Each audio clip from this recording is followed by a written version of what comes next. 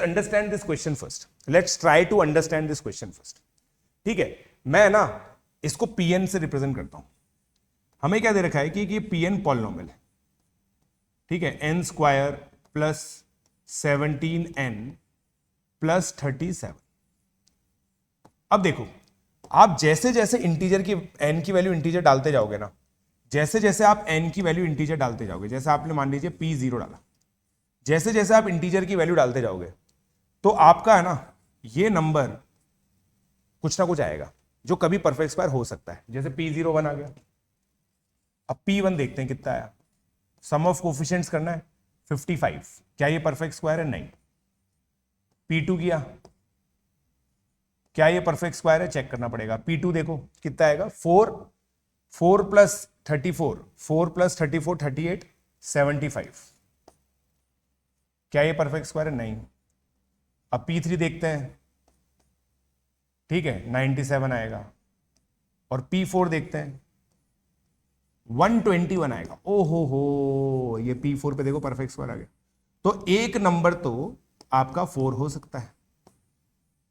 अब पॉइंट ये है कि ऐसे सारे नंबर्स कैसे हम लोग निकालें कि ये परफेक्ट स्क्वायर हो। तो इसके लिए ना हम बहुत सिंपल काम करेंगे, बहुत सिंपल काम करेंगे। हम क्या काम करेंगे, हम ये बोलेंगे यार ये परफेक्ट स्क्वायर है ना, ये नंबर परफेक्ट स्क्वायर है ना, ये नंबर परफेक्ट स्क्वायर है। चलिए, अब अगर ये नंबर परफेक्ट स्क्वायर है तो भैया एक तरीका मेरे पास क्या है, मैं क्या करूंगा, n square plus 17n plus 37 minus q square equal to 0 करूंगा। समझ गए होंगे आप क्या करना है। भाइयों, क्या इस इक्वेशन के जो कि क्वाड्रेटिक है इंटीजर रूट्स हैं? जी हां सर, इसके इंटीजर रूट्स हैं, क्योंकि इंटीजर ही लिखा हुआ है। इंटीजर रूट्स है मतलब डिस्क्रिमिनेंट क्या होना चाहिए? परफेक्ट स्क्वायर होना चाहिए। अब एकदम से ना चमकता नहीं है कि इसमें डिस्क्रिमिनेट करना है। तो 280 B square minus 4ac, 4 into 37, और सी तो वन, ए तो वन ही है, ये परफेक्ट स्क्वायर होना चाहिए। पहले इसकी वैल्यू निकाल लो यार। 37 इंटू 4 कितना होता है? 148। तो 289 माइनस 148 कितना हो गया? 141। 141 प्लस 4 क्यू स्क्वायर, ये एक परफेक्ट स्क्वायर होना चाहिए। भाई वो कंडीशन याद कीजिए, अगर क्वाड्रेटिक इक्वेशन के रैशनल रूट्स होते हैं, इस केस में इंटीजर रूट्स होते हैं, तो उसका जो डिस्क्रिमिनेंट है ना वो परफेक्ट स्क्वायर आना चाहिए। ये कंडीशन याद है आप लोगों को? ये कंडीशन बेसिकली हम लोग यहां पे लगाए, करेक्ट। अब देखिए आप, ठीक है, यहां तक पहुंच गया आप, 141 प्लस क्यू स्क्वायर। अभी देखिए, अब ये ना, ये काम के 2 नंबर मिलेंगे। अगर सब्जेक्टिव पेपर होता तो 2 नंबर मिल जाते हैं आप लोगों को, बट सब्जेक्टिव है नहीं। अब इसके आगे काम क्या चालू होता है देखिए, 141 plus 4 Q square is essentially a perfect square. अब आपको थोड़ा दिमाग लगाना पड़ेगा यहां पे। देखिए, ये एक इवन नंबर है, ये एक ऑड नंबर है, तो ये एक ऑड नंबर का ही परफेक्ट स्क्वायर होगा, राइट। अब देखिए 141, ये इक्वेशन बहुत फेमस होती है जिसमें A square minus B square identity लगती है। Q1 plus 2Q, Q1 minus 2Q is equal to 141। अब 141 क्या होता है? 47 इंटू 3 इज 141। क्या ये प्राइम नंबर है दोस्तों? राइट। अब आपको क्या करना है? कुछ नहीं, Q1 प्लस 2Q को आप 47 रखेंगे, या फिर रहेगा, मैं तो आपको बहुत बढ़िया चीज बताता हूं, आपको इजेंशियली ये Q निकालना है ना, Q निकालना है ना। तो देखो, आप मुझे बताओ, अगर ये नंबर A है, ये नंबर B है, तो A minus B basically 4Q आ गया। A माइनस बी 4Q आ गया। तो अब 141 को अलग अलग तरीके से तोड़ो।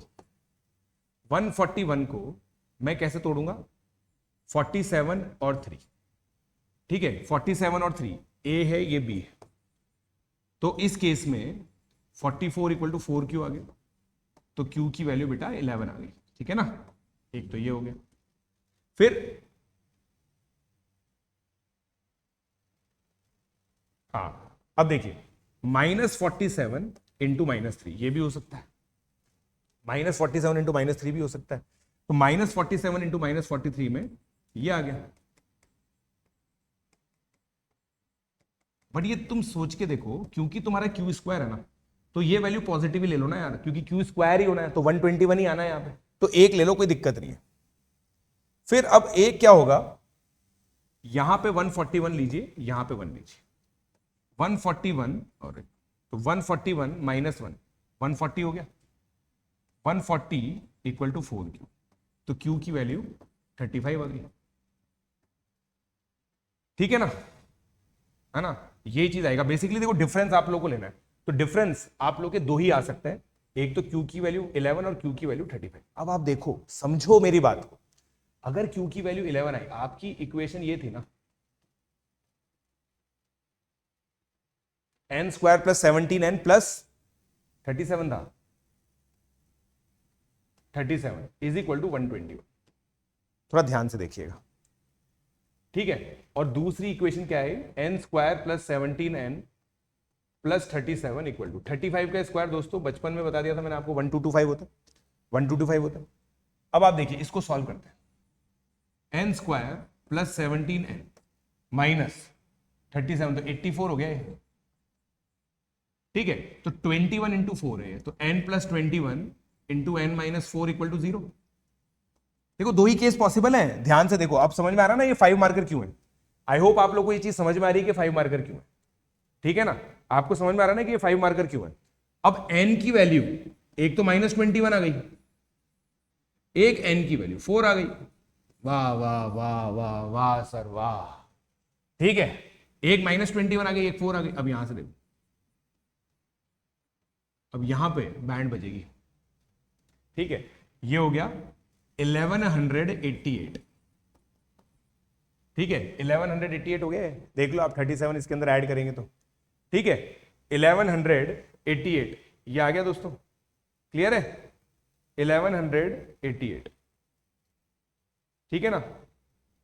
अब देखो, इसको अगर आप फैक्टराइज करोगे 1188, ठीक है, तो ये कितना हो गया 108, 27 इंटू 4 इंटू 11, 44 इंटू 27, तो n plus 44 into n minus 27 equal to 0।